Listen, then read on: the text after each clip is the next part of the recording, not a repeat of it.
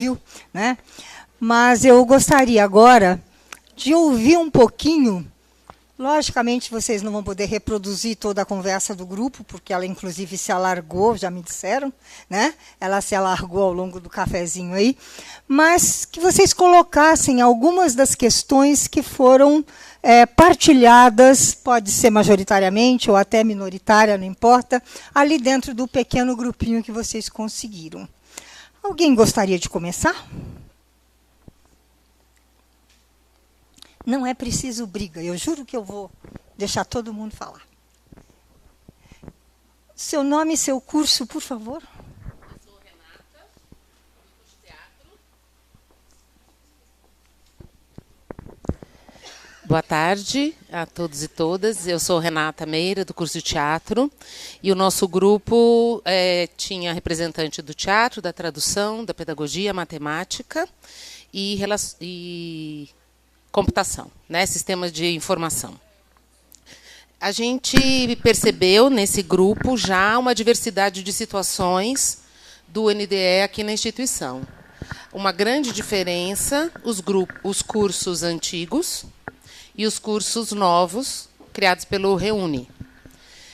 Os cursos mais antigos, no caso a pedagogia e o teatro, quando foi instituído o NDE, já tinham instrumentos de discussão do projeto pedagógico, já tinham formas de organizar a discussão e a elaboração, reformulação dos projetos. Então, ou a coordenação, né, o colegiado assumia essa função, ou comissões de reformulação de projeto pedagógico. Então, quando o NDE chegou, a gente não tinha muita noção do que fazer com essa instância. Né? Ficou, de certa maneira, um pouco apenas uma representação formal de uma instância que chegou sem a gente entender o que estava acontecendo. Já nos cursos de matemática e de sistema de informação, o NDE, lá do Pontal, o NDE foi super atuante e fez um trabalho que, nos nossos cursos mais antigos, ficou junto à comissão de reformulação. Né? E um dos cursos, o NDE não se localizou, nem na reformulação curricular, nem participou, ainda está sem lugar. Né? Então, na minha análise, assim, as necessidades de pensar o curso vão apontando o caminho e o entendimento do que é o NDE em cada coletivo. Foi assim.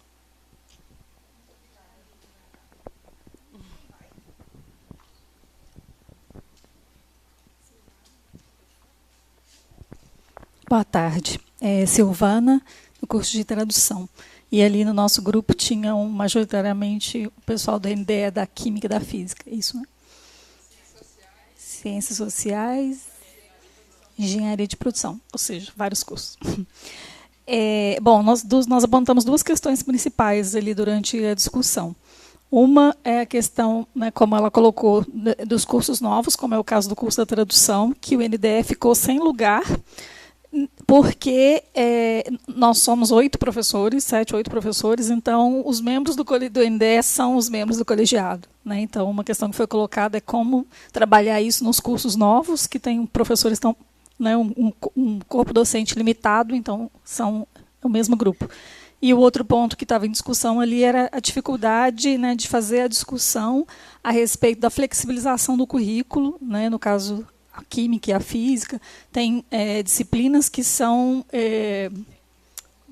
pré-requisitos de outras disciplinas, e isso faz com que o aluno não tenha mobilidade dentro do curso, e isso tem sido os debates, né, acalorados lá do NDE.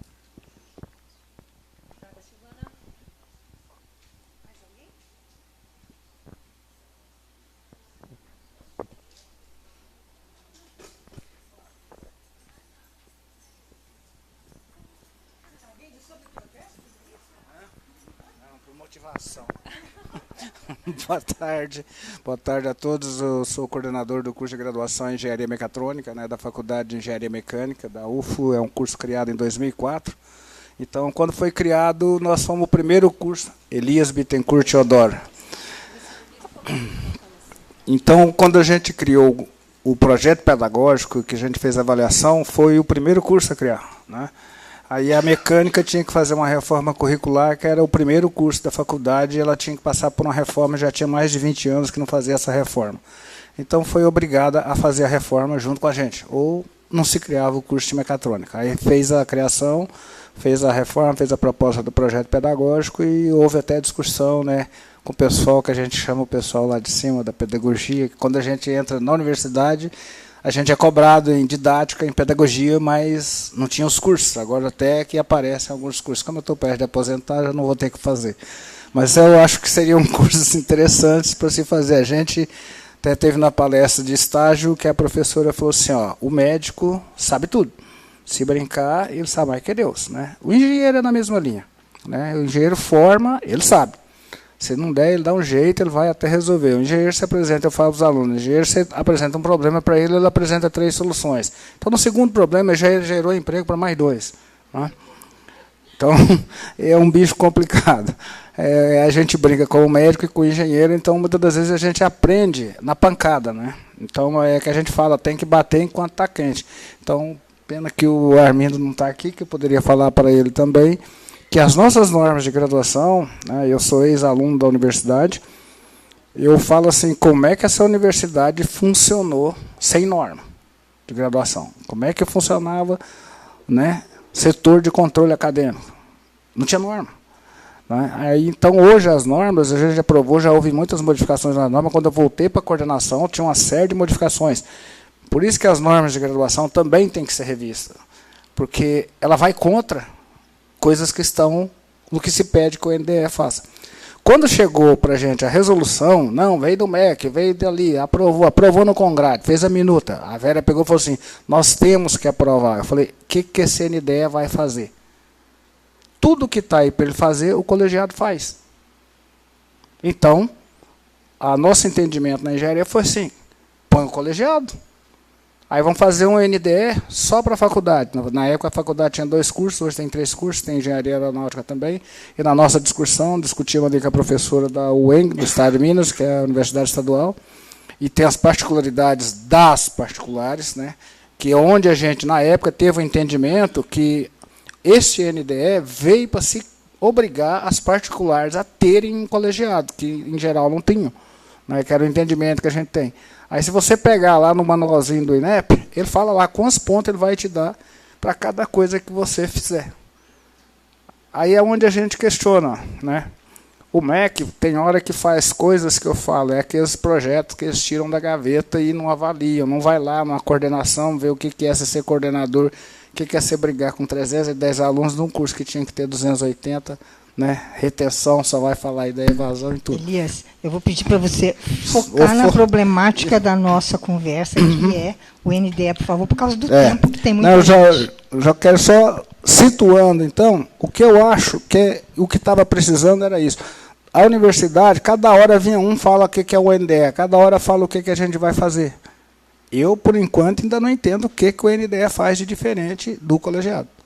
Eu não consegui entender ainda. Obrigado. Acho que você mexeu no ponto que também me preocupa. Alguém mais? Olha, a gente ouve essa e mais uma pessoa, por causa do tempo, tá bom? Senão a gente vai ficar aqui até às 6h. No nosso grupo, boa tarde a todos, feliz Dia dos Namorados a todas e todos. Né? O nosso grupo, nós tivemos o curso Gilvane. Não sou docente, sou técnica de ações educacionais. Tínhamos o curso de Ciências Biológicas, o curso de Nutrição e o curso de Computação. Né? E fomos discutir a questão do NDR, o que só tinha proposto sinuca e pontos positivos. Né? E existem algumas considerações que a gente tem em sendo uma política pública. Né? Aqueles agentes do NDE são propositores de política também. E entende-se que é necessário que exista um apoio institucional para que esse grupo gere uma política para atender uma demanda da sociedade. Então, uma das soluções que, no caso, o curso de Ciências Biológicas conseguiu foi ter um técnico de assuntos educacionais para dar esse apoio ao docente com relação à regulamentação, né, e como conduzir algumas questões. Então, isso foi colocado como positivo, né, de ter conseguido. Mas o técnico não pode participar do NDE. Então, existe a criação da comissão para que o técnico e o discente, né, que acontece nas ciências sociais também, participe, né, mas sem poder de voto, né, mas participe das discussões, uma vez que o NDE é consultivo. Então, esse foi um aspecto positivo que colocamos, né. Outro aspecto positivo são as políticas da nutrição de resgate, de localização do seu egresso, que o NDE assumiu, e buscou, e foi importante para estarem fazendo as proposições do novo curso, né. A frequência dos encontros é algo que nos preocupa, né. Então, existem realidades diferentes, ciências biológicas funcionam por demanda, a nutrição tem encontros marcados, a ciência da computação também funciona por demanda. Então, a gente tem esse questionamento. Outro questionamento que nós fazemos é a questão do presidente do NDE. É o docente... pois é, a gente não pode falar mais velho, né, gente? Quando a gente chega para o docente, teve uma vez que eu falei assim, não é você o mais velho, não, é a fulano. Não, meu professor comemorou. Absurdo. Então, essa questão de obrigar o docente a se debruçar sobre essas questões extremamente relevantes e que cabem ao NDE. Fora as preocupações nossas. Obrigada. Mais alguém gostaria?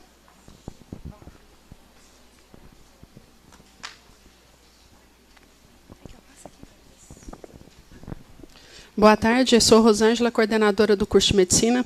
E eu estou vendo, assim, pelas falas anteriores, que o curso de Medicina é um pouquinho diferente.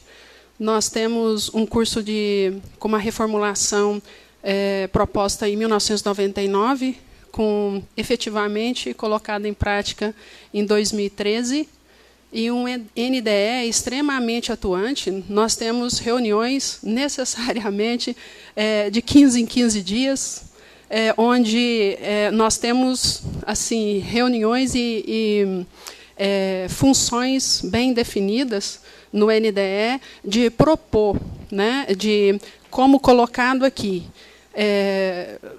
analisar, né, a implementação da proposta de reestruturação colocada para o curso de medicina e colocar outras novidades, né, na medida do que vai avançando as necessidades do curso de medicina. Então, nós temos agora, a reunião passou para mensal, e nós temos dificuldades agora. Então, a gente reestruturou dentro do NDE grupos operativos para poder melhorar, né? Assim, reuniões quinzenais realmente é bastante difícil para os representantes. Agora, a minha realidade é o seguinte, a minha dificuldade é essa. Quem são os representantes, né? Os membros do NDE e do colegiado, que muitas vezes se sobrepõem. Pela dificuldade, lá ninguém é obrigado a fazer parte desses conselhos, mas a gente tem que ter pessoas com capacitação para participar, né? E a gente também tem o hábito de colocar professores jovens no meio dos antigos, para que eles possam, assim, substituir-nos, né? Os mais antigos, né? Porque essa é uma necessidade. Assim como a maioria dos cursos, nós temos, como a professora disse, muitos professores jovens. Mas, assim, eu acho que a minha realidade é um pouquinho diferente das demais. O NDE nosso é muito ativo e, necessariamente, um grupo que é bastante atuante. Exatamente. É uma unidade muito complexa, eu acho. Por isso, a necessidade de um outro grupo, que não o colegiado, né?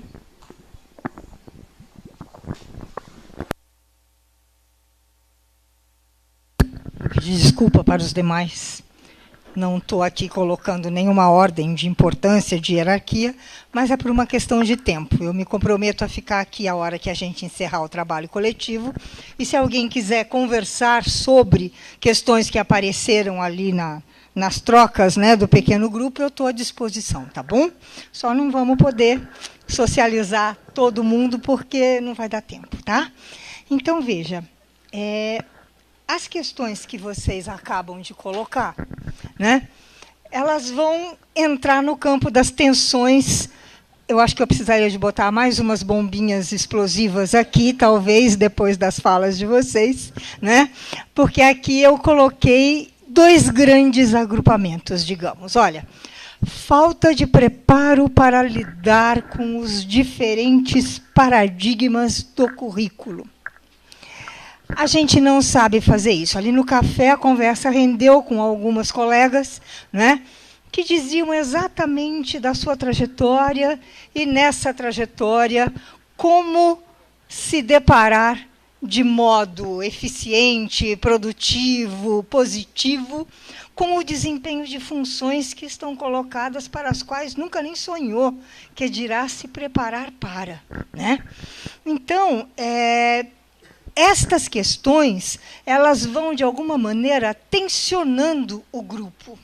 Como é que a gente responde? Como é que a gente lida, né? O professor Armindo me falava de uma questão aqui, logo que acabamos o trabalho da primeira parte, e eu disse, olha, eu não vou tratar disso porque eu não sabia dessa necessidade, mas eu acho que vocês precisam pensar em como lidar, que é dissecar as diretrizes para a organização das propostas dos cursos. Ali a terminologia, que tem toda uma especificidade, uma dimensão muito grande, e como é que a gente lida com isso que a gente não conhece? Como a gente se apropria de determinados conceitos e os transforma em ações práticas dentro do curso? Olha o tamanho da ginástica que essas pernas vão ter que dar conta, não é verdade, né? Então, ter algum momento onde vocês possam se apropriar dessas balizas legais do ponto de vista da área é fundamental.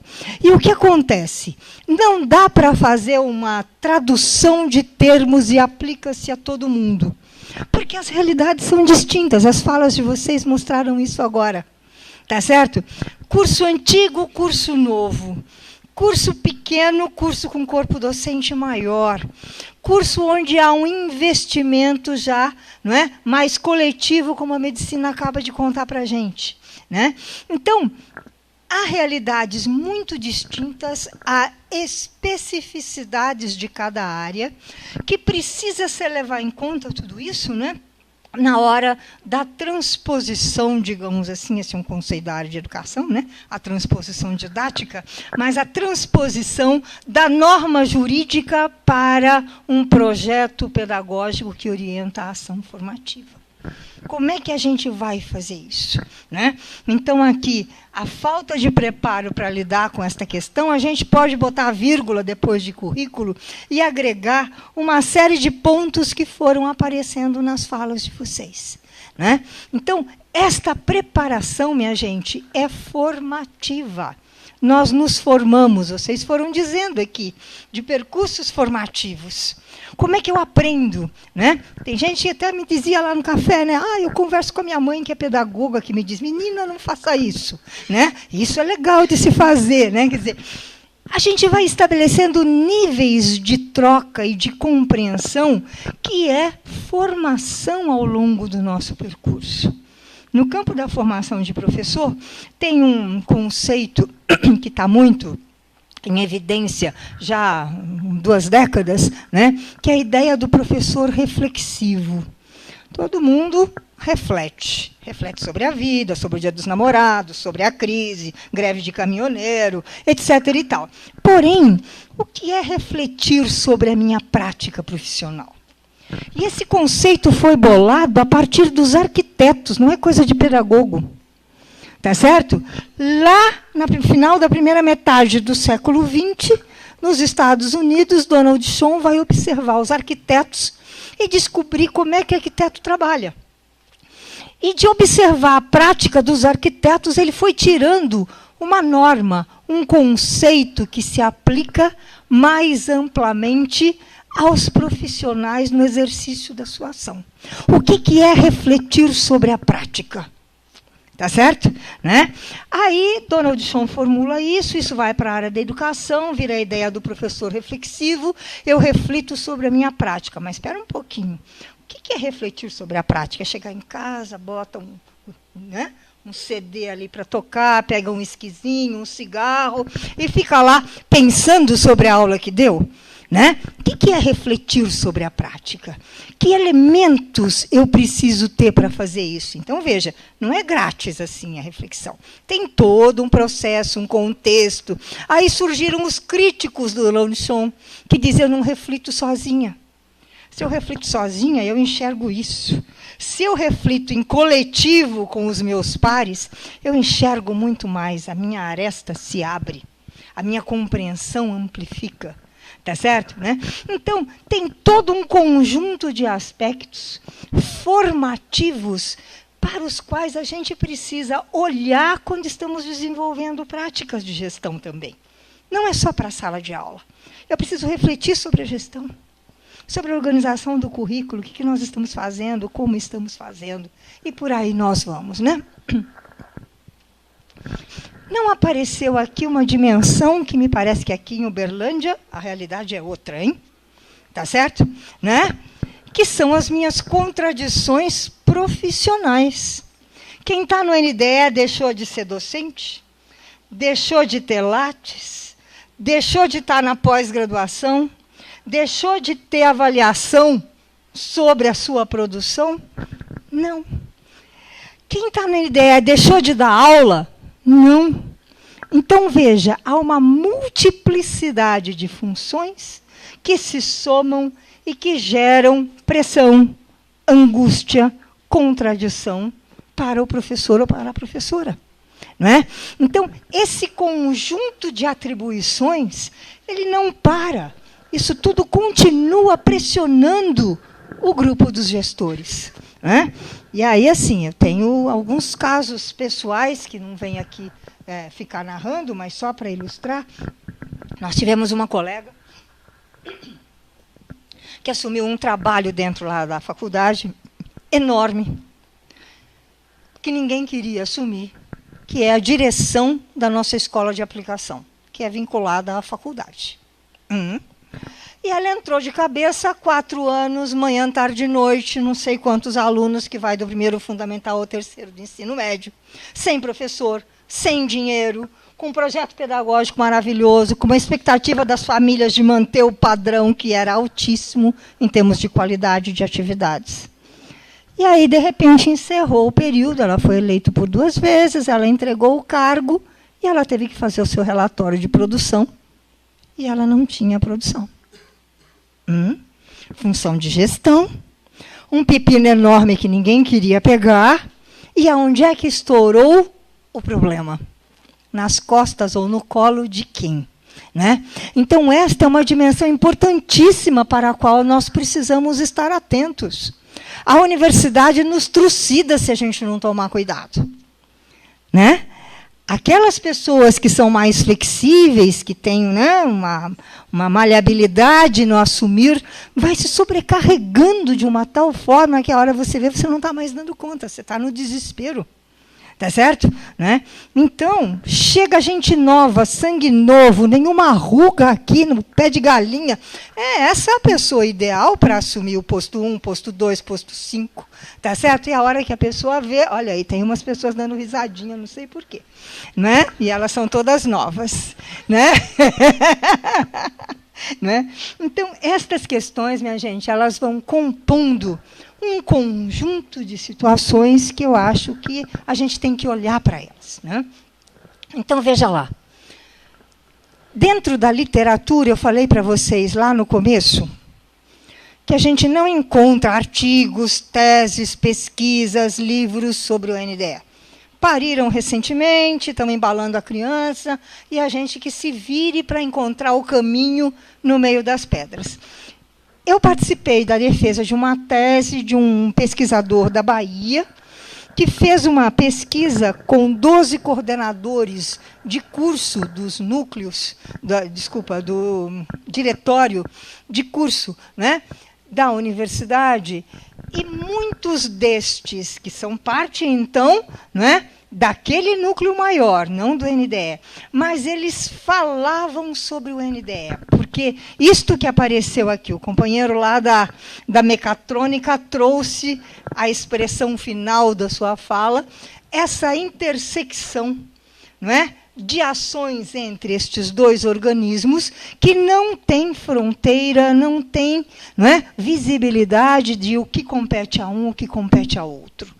Então, dentro desta coisa meio cor de buraco de cerca, não é? Quer dizer, nessa coisa sem delimitação precisa, os coordenadores foram falando do NDE, e eu fui captando alguns dos problemas que eles identificam lá, né, quando participaram da tese, tá certo? Em primeiro lugar, relacionado ao projeto pedagógico do curso, quer dizer, que é um instrumento voltado para a formação dos alunos, porém, não atende à necessidade dos alunos. Muitos dos motivos a gente já falou lá no começo. O perfil do aluno, as capacidades ou incapacidades do aluno, as limitações da estrutura da universidade, tem um monte de situações que não atende às necessidades formativas que esse estudante traz. Um outro ponto que a gente não falou aqui é o estágio. Gente, o estágio é um problemaço. A gente pensa que ele está equacionado, mas se você pegar uma lupa e for verificar quando, de que forma, a serviço de que ele está ao longo do percurso formativo do aluno, tem muita coisa a ser pensada, revista, reorganizada, não é? Para reposicionar o estágio na formação desses meninos. Certo? Então, este é um problema que aparece, né? E isso está dentro do currículo. Estágio é da competência do currículo, né? O acompanhamento pedagógico, além de normatizar como o curso vai funcionar, quem acompanha? Tá certo? Quem, de alguma maneira, sabe se aquilo está sendo colocado em prática ou não? Sabe onde é que estão os nós, aonde está sendo, não é, impeditivo a efetivação daquele projeto pedagógico, tá certo? Do curso, né? Então, quem vai fazer isso? Como fazer isso? Por meio de quais instrumentos? A fala da colega da medicina me fez lembrar um pouco a história da medicina da gente lá na USP, que é uma unidade que tem uma atuação pedagógica muito forte, muito intensa. Em muitos momentos, mais do que a Faculdade de Educação. Olha a loucura eu falando isso aqui. Né? Por quê? Porque, em primeiro lugar, na minha leitura, a questão da medicina, do ensino da medicina, está sendo revista há bastante tempo dentro da estrutura formativa no Brasil, antes das outras áreas de conhecimento. E mudou o paradigma da formação médica. Com a mudança do paradigma da formação médica, que vem a área da saúde, não só a medicina, né? A criação do SUS implantou um outro tipo de necessidade, os cursos tiveram que responder a isso, vieram diretrizes, e o envolvimento com o caráter da formação profissional que se desenvolve na Faculdade de Medicina é primoroso. Do caso que eu conheço, e agora você estava me dando algumas luzes, mostrando que tem um envolvimento, um engajamento do coletivo com a preocupação do curso, né? Como vocês citaram que há cursos novos e cursos mais tradicionais, talvez vocês terem um momento de workshop aqui, porque vocês vão ter que construir o que é essa coisa do NDE. Como é que é o NDE da UFO? Sopa de letrinhas, mas é uma construção a ser feita. Não é verdade, né? Então, uma troca de experiência. Vocês viram que em 10, 15 minutos de conversa, entre 3, 4 áreas, quanta coisa apareceu aqui de diferença, de convergência, de tradição que está se construindo de um jeito num lugar ou no outro. Como é que isso pode acontecer? Tá certo? Né? Então, eu acho que fica aqui uma questão bastante importante para vocês pensarem em termos de futuro. Né? Já falamos também da questão da integração disciplinar, interdisciplinar, transdisciplinar, metodologias ativas, ABP ou PBL, tá certo? Né? Tem um monte de possibilidades. O currículo organizado por projeto, tem experiências belíssimas de currículos por projetos. Né? A fragmentação curricular, onde cada um é dono do seu feudo. De novo, lá na história, lembra do feudo? Né? Você não tem um governo central. Né? Você não tem uma constituição para um conjunto de feudos. Cada feudo é um feudo. Né? Cada um cuida do seu latifúndio. E como é que isso ganha feição dentro de um projeto de curso que atenda às necessidades do aluno e às vinculações sociais? Né? E a ideia de que, para a gente pensar esse conjunto de coisas, nós temos que ter uma compreensão social, da universidade, do campo de conhecimento com o qual lidamos, do que é ciência, e por aí vai. Né? Então, como é que a gente constrói, né, elementos que levem isto em conta se nós não temos esta base formativa? Certo? Me disseram, nunca li um curso de sociologia sobre educação, de filosofia sobre as questões educativas. Tá certo? Né? Como é que eu compreendo o que é essa sociedade, o que é essa universidade, os compromissos ético-políticos desse curso? Né?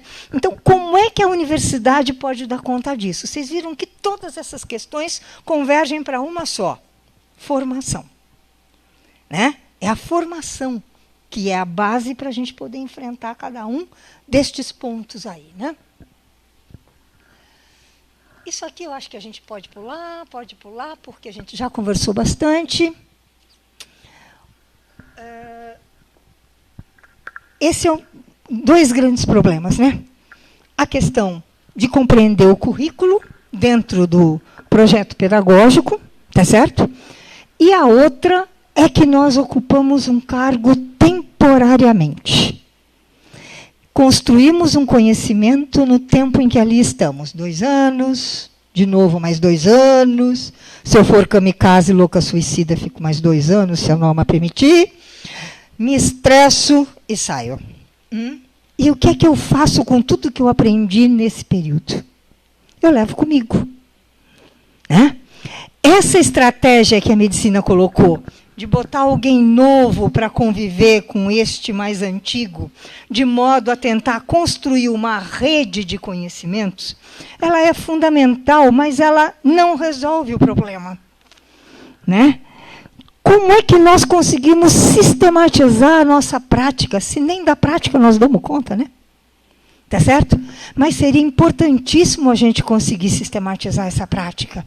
O que nós estamos aprendendo, o que nós estamos avançando no fazer cotidiano desta função, que possa ser deixado como herança para a próxima geração de componentes do... Opa, é para cá, agora não vai nisso, né? E aí, quando Valéria conversou comigo, ela disse: Isabel, se possível, traz um pouco do que acontece na USP para a gente ter uma baliza. Então, eu fiz um esforço de síntese para trazer algumas características do nosso processo para cá, tá?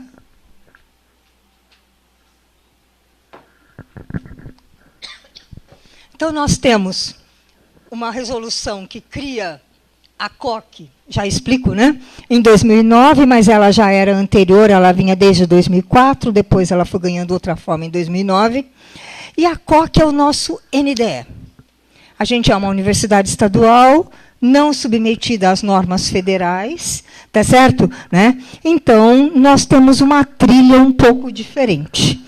E o nosso núcleo coordenador, organizador do curso se constituiu nesta comissão coordenadora de curso. É isso que se chama COC. Comissão Coordenadora de Curso. Os integrantes da COC são carinhosamente chamados de coqueiros. Os nossos coqueiros, tá certo? Então, nós temos a COC e os coqueiros. Então, o que acontece? Cada curso tem uma COC. Isso não é unidade. Dentro de uma unidade, eu posso ter 3, 4, 5, 10, 11 cursos, como é a Faculdade de Filosofia, Ciências e Letras da USP. né? Uma faculdade, uma unidade administrativa da universidade tem uma comissão de graduação, carinhosamente CG. Essa CG congrega gente de todos os cursos que decide sobre a vida da graduação na unidade. E está submetida à pró-reitoria de graduação, certo? Cada curso ou habilitação constitui a sua COC, que é submetida à comissão de graduação. Ela não é autônoma, ela não tem vida própria, né? A diretriz que diz como ela se compõe, como ela funciona, estabelece que ela é um órgão, né, que oferece subsídio, que assessora, que apoia a comissão de graduação, que tem poder decisório no âmbito da unidade. Tá? Então, veja lá. O coordenador desta COC, o coqueiro-mor, tem que participar da CG. Ele é o porta-voz da CG lá. Então, por exemplo, a minha faculdade tem uma comissão de graduação e 2 COCs. Uma COC do curso de pedagogia e uma COC das licenciaturas. Nós recebemos na Faculdade de Educação alunos de todos os cursos da USP que forma professor, para lhes oferecer a parte pedagógica, didática, blá, blá, blá, né? Então, este agrupamento tem uma COC e o curso de pedagogia, que forma o pedagogo, tem outra COC. Na CG, essas 2 instâncias estão lá representadas. Levam os resultados do seu trabalho, das pesquisas, das propostas, etc. Né? Na nossa COC, 20% da sua composição, que está normatizada, quantos, etc., é de aluno. Então, o aluno participa direto da COC, que vai discutir o curso do qual ele faz parte. Tá certo? O que faz este organismo, esta COC? Implementa, avalia e reestrutura o projeto do curso. É uma atribuição dela. Ela formula, tá certo? Adequação às normas federais. Ela vai lá, revê o núcleo, a organização, as horas de estágio, as horas de prática pedagógica, uma série de coisas, estrutura tudo isso, revê o projeto e manda para a CG. É a CG que aprova. Tá? Na COC se vota. Se vota para tirar qual é a posição majoritária do grupo, que vai para a CG. Tá? Ela entra no mérito dos conteúdos de cada uma das disciplinas do curso. Por exemplo, a obrigatoriedade da língua de sinais. A obrigatoriedade do ensino das questões da cultura africana e indígena. A gente vai tendo que entrar nestas questões para ver como é que isso se reagrupa dentro do currículo. Então, analisa a pertinência destes conteúdos. O tamanho disso na carga horária. O lugar e o tamanho do estágio, como ele é feito. Né? Então, tudo isso é discutido dentro da COC. Promover a integração interdisciplinar, interdepartamental do currículo. Nós somos 3 departamentos que atuam nesses 2 cursos. Vocês sabem que departamento é uma beleza, né? Certo? Que nem família mafiosa, né? Esses são os meus, ali são os meus inimigos, o do outro andar, então, eu não quero encontrar. Quer dizer, isso existe em todos os lugares. Como é que, num curso, nós superamos estas questões de disputas, de divergências, de desentendimentos entre departamentos? E também dentro da própria disciplina. Nós temos disciplinas que são oferecidas pelos 3 departamentos, uma mesma. Como é que a gente integra nesta disciplina a ação dos 3 departamentos? Né? Então, são questões que a COC tem que ir resolvendo. Né? Como é que está o nosso aluno? Qual é o nível de reprovação? Qual é o nível de evasão? Né? O que nós estamos fazendo para enfrentar? Vocês sabem, a realidade brasileira é uma só. Não é? Cada vez mais os alunos que ingressam em cursos de licenciatura são alunos, não é, que têm um apreço pelo curso muito baixo. Tanto que eles se desligam com uma facilidade muito grande. E não é por causa do curso, é por causa do contexto profissional. Por que medicina a evasão é menor? Tá certo? Não é? Porque o apreço pela profissão é de outra natureza. O sujeito vai dar um duro danado, os depoimentos de alunos, né, das dificuldades de quem trabalha, de quem tem mulher e filho. Cada vez mais nós temos alunos que entram na universidade com idade mais avançada. Não é mais com 18 anos. Tem nego com 20, com 30, com 40 fazendo vestibular e entrando.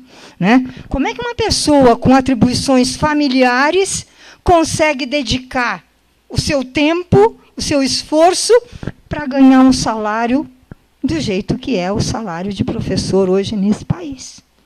E aí, então, desistir deste curso é muito fácil. Tá certo? Né? Os cursos de maior incidência de desistência é matemática e física na nossa universidade. Há pesquisas que mostram que isso se generaliza para outras também. Né? Quer dizer, o que essas pessoas fazem com a matemática pura? Não é? Qual é o mercado de trabalho? Quantos podem seguir a pesquisa? O restante tem que ser professor. Né? Então, o nível de desistência destas áreas é bastante elevado. Né?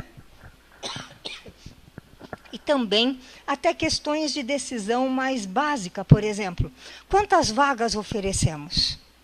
Vamos abrir, nesse momento nós abrimos 3 turmas de 60, 180 vagas na pedagogia. Não é? Tá certo? Uma de manhã e 2 à noite. Né?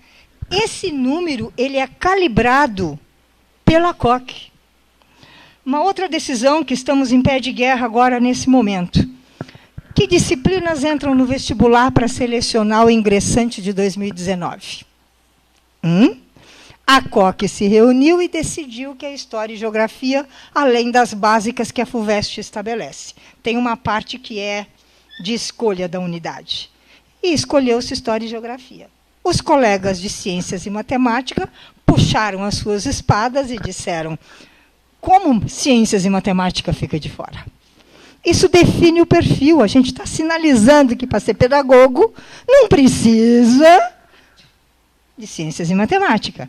Então, estamos com um problemaço lá. Isso é decisão do âmbito da COC, que vai para o currículo. Você está vendo o tamanho?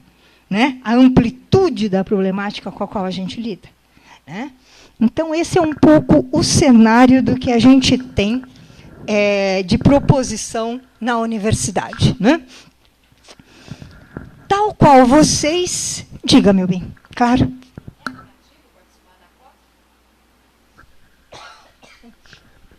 Tanto quanto participar do NDE, eu imagino. Eu imagino. Nós temos um prolabore para os presidentes das 4 comissões estatutárias em cada unidade. Graduação, pós-graduação, pesquisa, cultura e extensão. São as nossas 4 pró-reitorias. Estamos estruturados dessa forma.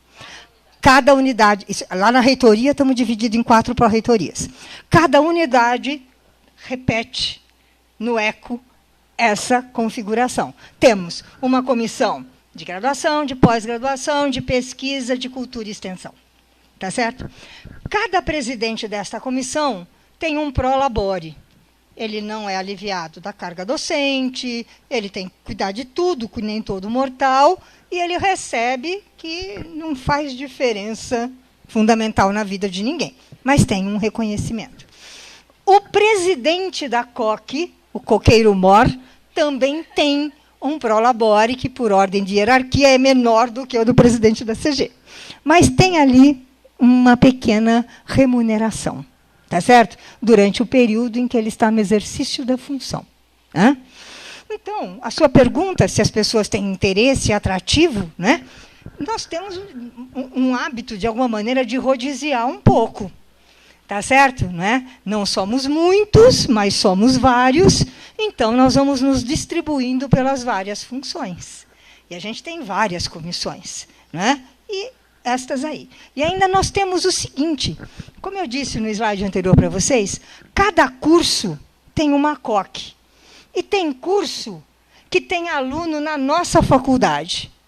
curso de matemática, licenciatura em matemática, lá no IME, tem aluno na pedagogia fazendo licenciatura em matemática. Vale para história, educação física, blá, blá, blá, todas elas, não é?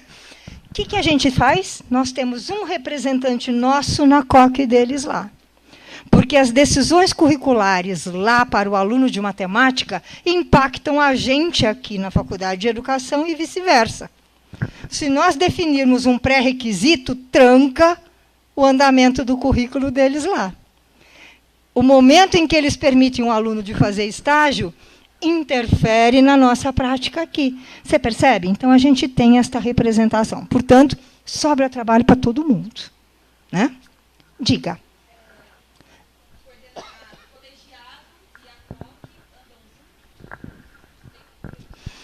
Eles estão em sintonia com atribuições definidas de modo mais específico.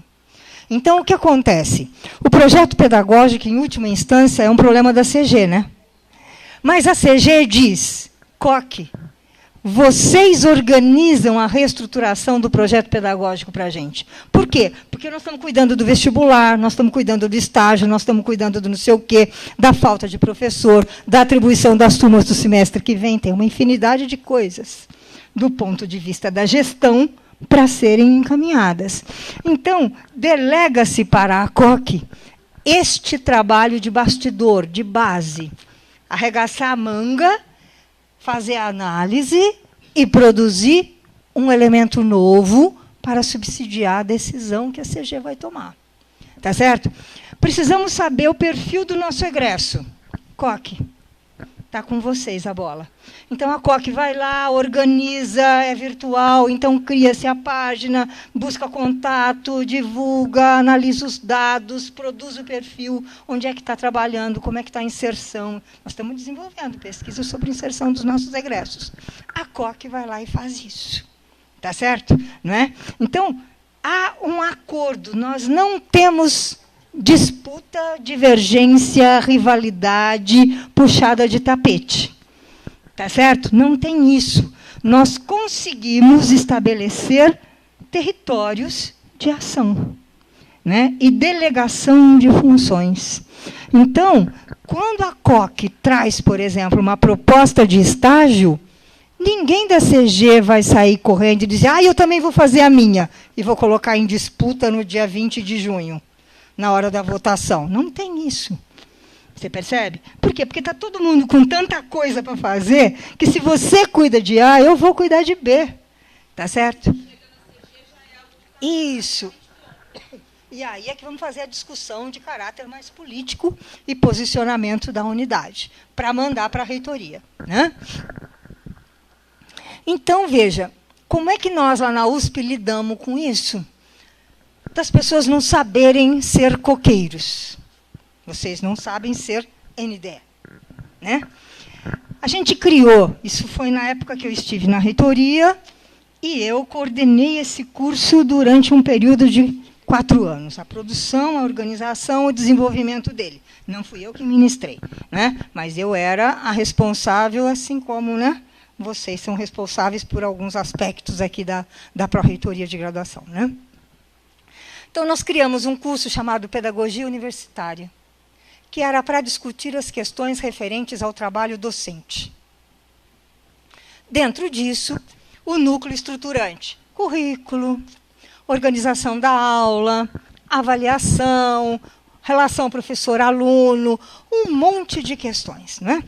E nós priorizamos uma reserva de vagas, digamos assim, para os integrantes das COCs, para os coordenadores de curso. Eles eram elementos prioritários na participação desse curso de formação. Então, metade das vagas estava reservado para este grupo e a outra metade das vagas era aberta à inscrição dos professores. Esse curso durava 1 ano, ele se constituía de encontros presenciais mensais, de um dia inteiro, eram 8 horas de trabalho, tá certo? E ao longo dos 30 dias, até o próximo encontro, havia uma série de tarefas, digamos assim, de ações a serem realizadas pelo docente lá no seu trabalho. Então, desde analisar o projeto pedagógico do curso, compreender a relação dele com instrumentos legais superiores, né? Uma série de coisas iam sendo colocadas neste percurso formativo do coordenador e dos docentes em conjunto ali. Não tivemos um curso específico para coordenador, mas a gente entendia que, como ele vai atuar pedagogicamente no curso, entender a dinâmica pedagógica desse percurso formativo era fundamental para a prática dele, não é? Então, veja, qual é o grande problema que a gente tem? Que é nacional, mas, infelizmente, se estende a uma boa parte dos países desse nosso planeta. Enquanto eu estou no governo, eu quero deixar a minha marca. Pode ser o governo da cozinha da minha casa, né? Pode ser o governo do meu curso, da minha cidade, do meu país, e por aí nós vamos. Então, quando você tem ações formativas que são política de governo, na hora que se encerra o governo, elas vão para o saco de lixo. Tá certo? Esse é um sério problema. Por quê? Porque eu vou entrar agora para ocupar o lugar dela e eu quero alguma coisa com o meu DNA, com a minha marca. Então, eu vou lá e reformulo, reestruturo, faço de outro jeito e por aí nós vamos. Então, este tipo de intercorrência causa impactos negativos num processo de construção e desenvolvimento. A gente não consegue pensar na instituição. A gente não consegue pensar na Petrobras. Tá certo? Cada um que entra vai lá e faz o seu acerto. Não é assim que a gente assiste todo dia no noticiário, né? Então, é uma prática generalizada que é muito difícil. Então, veja, eu estou citando uma ação formativa num período datado. A partir de fevereiro de 2010, começa uma nova gestão, né? E tudo aquilo que estava sendo feito é remodelado, reconfigurado, reposicionado, e as coisas seguem por outros caminhos, né? Então, eu não estou falando mal, tá certo? Eu estou fazendo uma constatação de que as coisas acontecem assim, infelizmente. Então, os processos formativos que a gente tem, né, eles são, muitas vezes, desfavorecidos por esta quebra de continuidade, né? O que é uma pena, né? Mas eu acho que o nosso trabalho hoje, eu estou vendo que a gente está apurado na hora, já tinha me falado, a gente acaba lá pelas 4 e alguma coisa, né? Já são 5 e alguma coisa, eu peço desculpas por ter me estendido, mas eu queria só fechar aqui um pouquinho com vocês, olhando para o Dalí, né? E cada um destes relógios se desfazendo num cenário nada convidativo, digamos, não tão iluminado, promissor, não é? Talvez represente uma dimensão da nossa vida nesse momento atual. E o grande elemento que a gente tem aí é que nós somos seres humanos. Hoje é Dia dos Namorados, tem muita gente que ainda vai fazer a unha, tomar um banho, né? Os rapazes fazer a barba. Se não comprar um presente, ainda tem que sair correndo e ir no shopping, que está uma beleza, né? Então, veja, somos seres humanos que temos uma dimensão pessoal da vida, tá certo? Né? E que nos confrontamos com demandas, com exigências. Não foi gratuita essa pergunta capciosa que a nossa colega aqui fez. Alguém tem interesse em participar da COC? Não é verdade, né? Então, o que acontece? Eu entrei na universidade, eu sou uma jovem professora, eu preciso construir o meu currículo, a minha trajetória, porque eu vou prestar um concurso de acesso dentro da própria carreira, eu vou subir de nível, o meu salário vai acontecer não sei o quê, e eu tenho que ter um currículo que comprove o meu envolvimento institucional, a minha dedicação, uma série de coisas. Então, nós somos movidos por vários fatores, múltiplas determinações em cada um dos nossos atos. Tá certo? Eu já estou perto da aposentadoria. Então, para que eu vou me meter nisso? Não quero saber. não é? Né? Então, a gente sempre, eu e as minhas circunstâncias, né? Então, eu só queria finalizar dizendo para vocês, e tomo aqui emprestado a fala do Sardi e do Silva Júnior, né? Que diz para a gente que nós vivemos uma indissociação, né? Quer dizer, não é possível separar os tempos e espaços da nossa vida profissional, pessoal e familiar.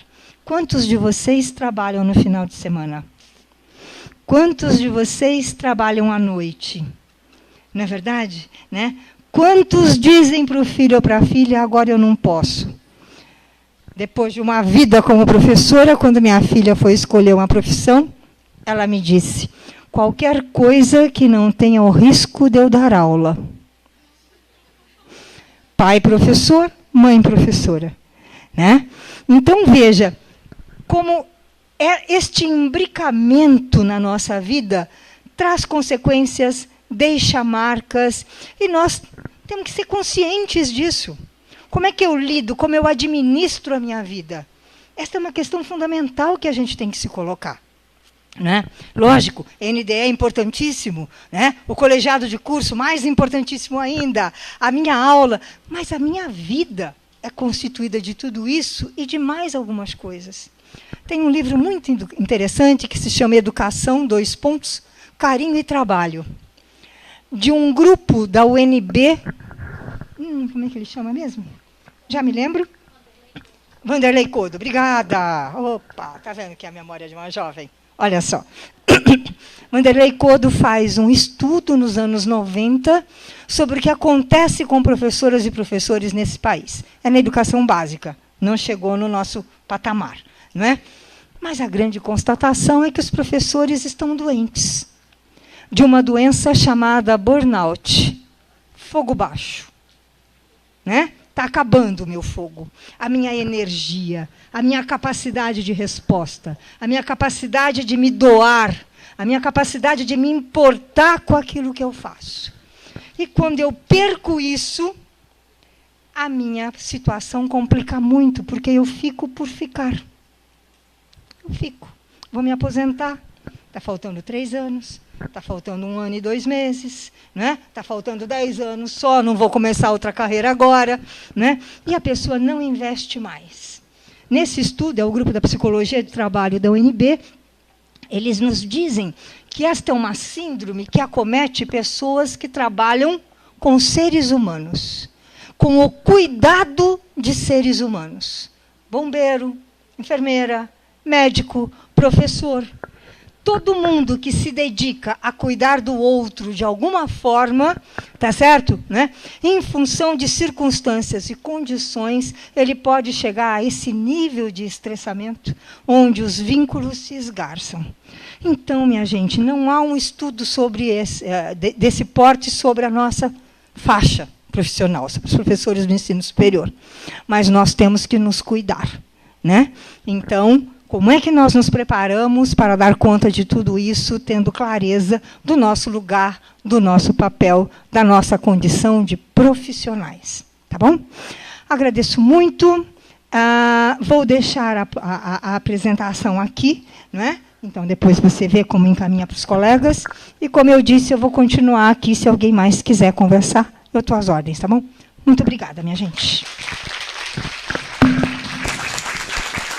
Obrigada, professora Maria Isabel. Lembrando que amanhã a professora Maria Isabel vai ter outra fala conosco, também no período da tarde, às 2 horas, sobre o combate à evasão e à repetência. Então, amanhã nós estamos aqui de volta, ela está à disposição e nós vamos mandar o link da filmagem e os slides por e-mail para quem fez inscrição, ok? A certificação é pelo CIEX. Então, basta você digitar o seu CPF daqui a mais ou menos umas 2 semanas no CIEX e já está lá para baixar, ok? Muito obrigada. Não, quem veio... São 2 palestras separadas. São inscrições diferentes, mas se você não fez, não tem problema, pode vir e anotar o nome, CPF, ali na entrada e e-mail, que está tranquilo.